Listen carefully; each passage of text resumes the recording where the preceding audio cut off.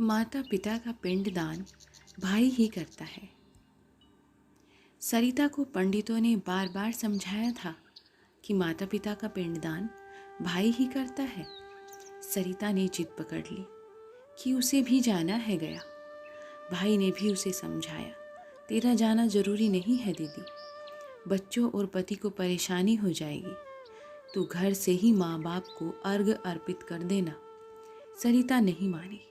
पति को भी उसकी जिद पसंद नहीं आई थी। पता नहीं सरिता को इतनी हिम्मत कहाँ से आ गई थी कि वह टस से मस नहीं हुई। सरिता आज भी नहीं बोली थी जब पापा को लकवा मार गया था, तब देवर की शादी की वजह से नहीं जा पाई थी। भाई बार बार बोल रहा था, दीदी पापा तुम्हें देखना चाह रहे हैं, आ जाओ। सरिता की ससुराल की जिम्मेदारियां खत्म ही नहीं हो पा रही थी। सब कुछ निपटा कर जब पहुंची पापा को देखने, तो उन्होंने उसे पहचाना ही नहीं। अल्जाइमर हो गया था पापा को।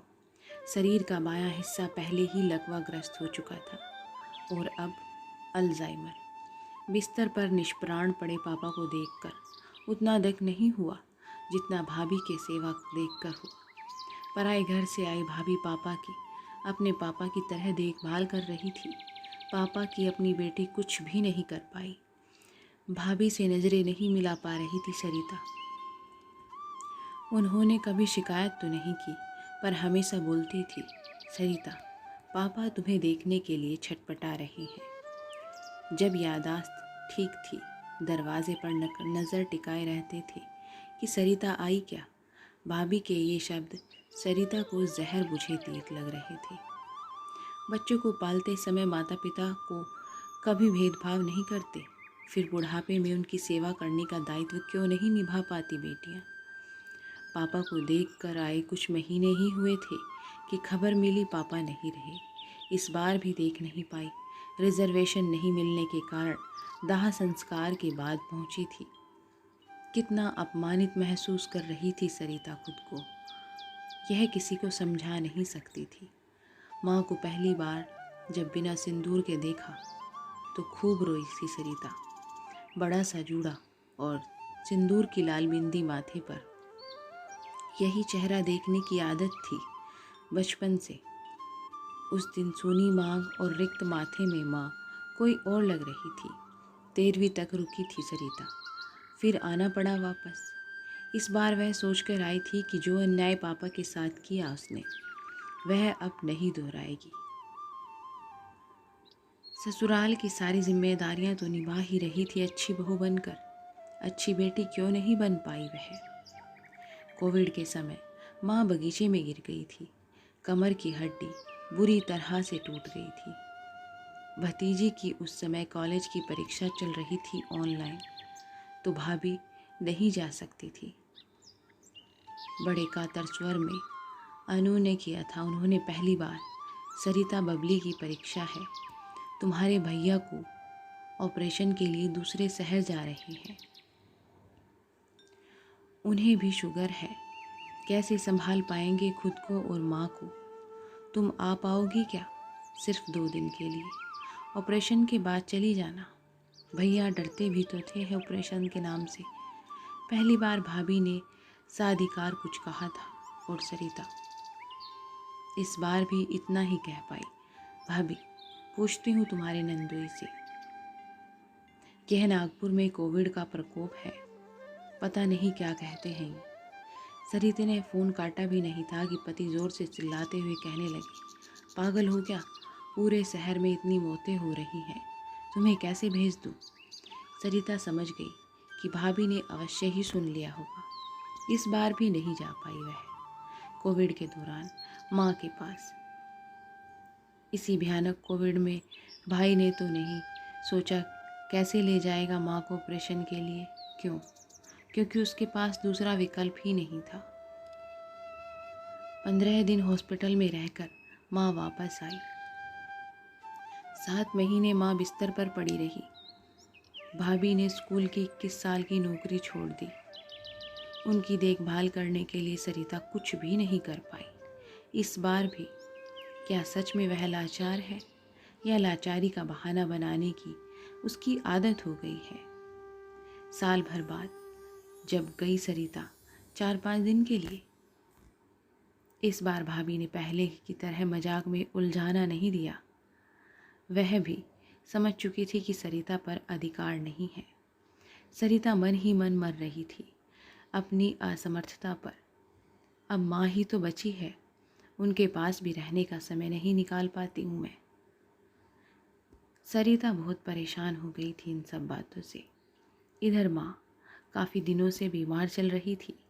भाभी ने कुछ भी नहीं कहा इस बार, पर फ़ोन पर माँ की आवाज़ सुनकर समझ गई थी कि वह माँ ठीक नहीं है।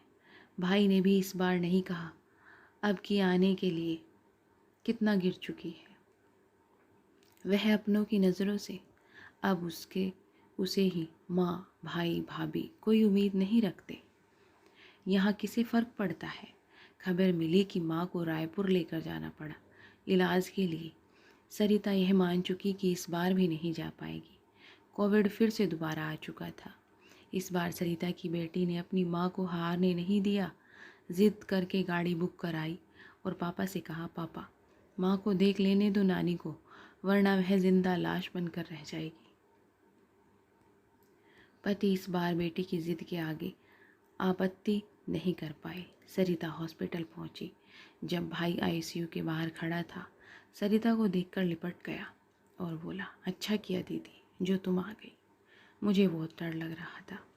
सरिता को आज पता चला कि छोटा भाई क्यों बुलाते थे उसे।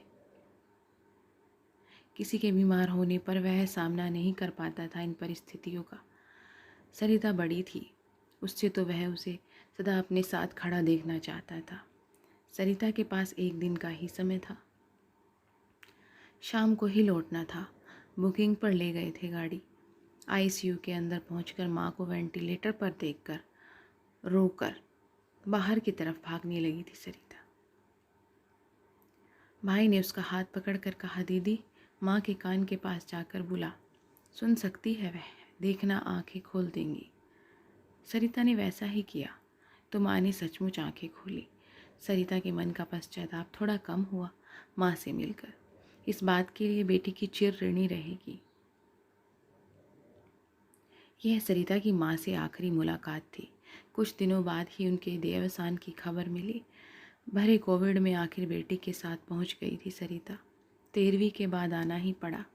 आज 2 साल हो रहे हैं माँ को गए हुए।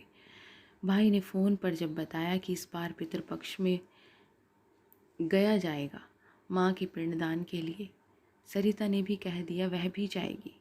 पति की आज्ञा की ज़रूरत नहीं समझी उसने इस बार। बेटी ने सरिता की आंखों में संकल्प की चमक देखी तो बोली, यही बात तो कब से समझा रही थी, आपको अपने बेटे होने का ऋण तो चुकाना ही पड़ेगा, वरना नाना नानी की आत्मा अतृप्त ही रह जाएगी। बेटी की बातों से बहुत बल मिला सरिता को। ठीक कहा उसने, बड़ी बेटी वह रानी की तरह पाला था माँ पापा ने। आज भी भाई दोनों को खोकर कितना अकेला महसूस करता होगा। उसे सरिता के साथ की ज़रूरत है और रहेगी हमेशा। यह नियम किसने बनाया है कि पिंडदान सिर्फ बेटा ही करेगा? क्या बेटी के लिए माँ बाप की आत्मा को तृप्त करना अन्याय है, अधर्म है? नहीं, वह किसी पंडित या पति की आज्ञा लेने में समर्थ नहीं गंवाएगी। बड़ी मुश्किल से अपने बेटी होने के कर्तव्य को बोध पाई है वह। अब इससे विमुख नहीं होगी। भाई या कोई और कभी नहीं समझ पाएगा कि यह बेटी के द्वारा माता पिता का पिंडदान नहीं, प्रायश्चित है। भाई जब उन दोनों को जल दान करेगा, वह भी अपने पश्चाताप के आंसू मिला देगी उसमें। भविष्य में इस आत्मग्लानि के साथ तो नहीं जीना पड़ेगा कि उस पर माता पिता का कोई अधिकार नहीं था। गया जाना भाई के साथ सरिता का उचित पश्चाताप होगा। दोस्तों, ये कहानी आपको कैसी लगी हमें कमेंट्स करके ज़रूर बताएं।